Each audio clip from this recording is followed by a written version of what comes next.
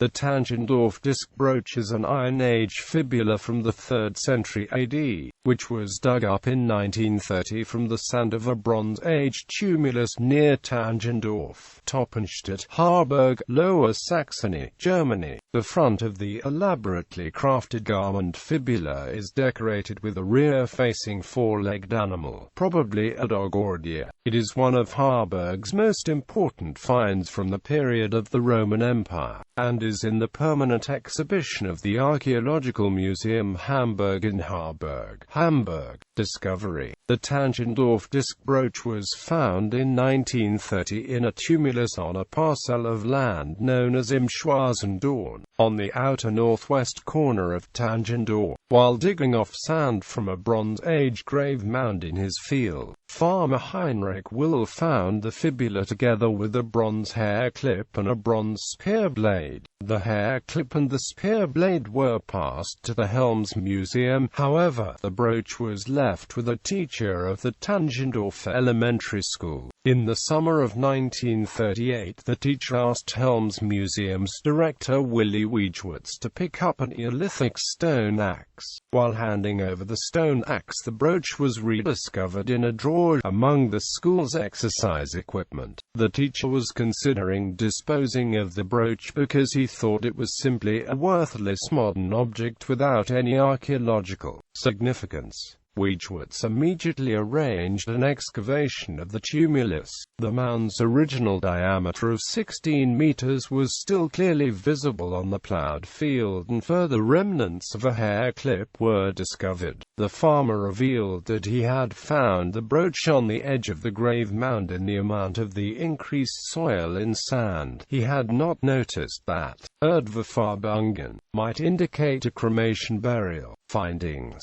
The fibula is a multi-layered structure. Its face consists of a very thin fire-gilded and contoured silver disc, having a diameter of 58 millimeters. This is fixed by 3 silver rivet pins to an identically sized 3 mm thick copper plate, and together with this on a stronger silver plate. The rear plate, 78 mm in diameter, is significantly larger.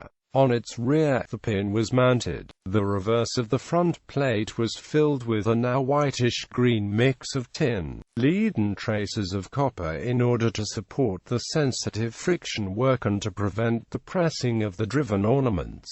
But the tin components of the filler have damaged some of the metal parts of the decoration due to allotropic processes forced by low temperatures during long-term storage in the soil. The decoration consists of a quadrupedal animal walking to the right, with the animal's head facing backwards. It has 2 ears and a protruding tongue. Around its neck it wears a collar-shaped ornament. The legs are positioned under the body to accommodate the round shape of the disc. The background is decorated with irregularly distributed impressions imitating a granulation. The scene is framed by 2 ribbed bands, which are enclosed by an ornamental wreath and another ribbed band. Around the body of the animal there are 3 rosette-shaped rivet heads. The body of the animal has a large defect caused by the degenerated tin filling. Some of the protruding edges of the rear mounting plate are broken away. Beneath the copper plate, residual amounts of organic material were found, which were interpreted as ivory. Due to typological comparisons of the ornaments, the fibula was dated to circa 300 AD. Interpretation. Due to the improper recovery without accurate documentation of the find, accurate statements cannot be given about the archaeological context, the disc brooch to the Iron Age burial and the Bronze Age secondary burial. It is also not known how many additional grave goods were lost, compared to similar finds. All of these burials should have usually contained other jewelry and utensils. Based on the statements of Farmer Will, the Iron Age grave with the disc brooch was suspected to be a cremation burial, on top of a pre-existing burial mound, a suspicion which is supported from many other Iron Age grave findings. The brooch is a high-quality quality, most likely Germanic, goldsmith's work, inspired by Roman models. The animal depicted is interpreted as a dog or an antlerless deer. The reason for the depiction of a rear-facing animal may be found in Germanic art conventions, or it may be based on mythological ideas, but it can also be attributed to the fact that it allows a larger depiction of the animal within the available space.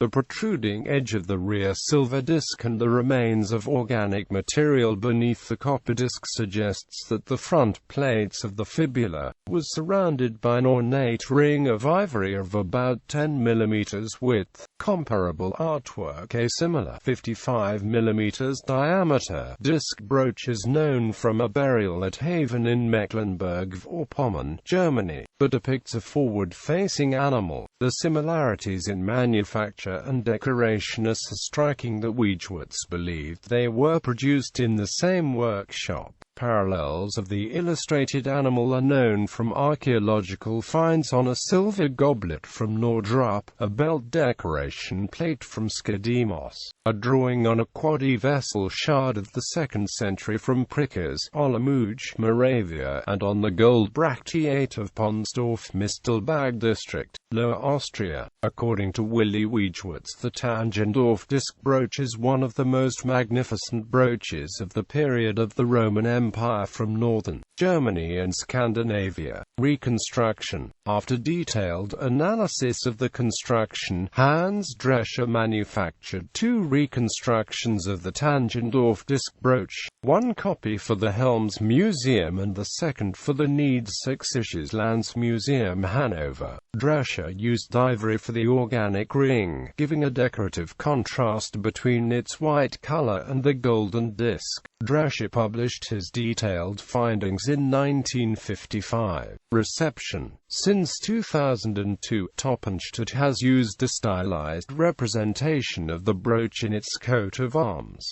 Bibliography. Wiedewitz, Willy. Die Scheibenfibel von Tangendorf. Hamburg N. F. 8-148-150.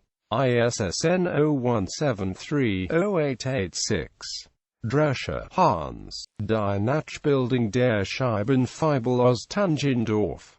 Die Kunde NF. Niedersächsische Landesverinferergeschichte. 625-33. ISSN 03420736. Wiedewitz, Willy. Die Scheibenfibel von Tangendorf. K.A. Harburg. Die Kunde. Niedersächsische Landesverinferergeschichte. 936-41. ISSN 03420736. This article has been translated in part from the German Wikipedia equivalent.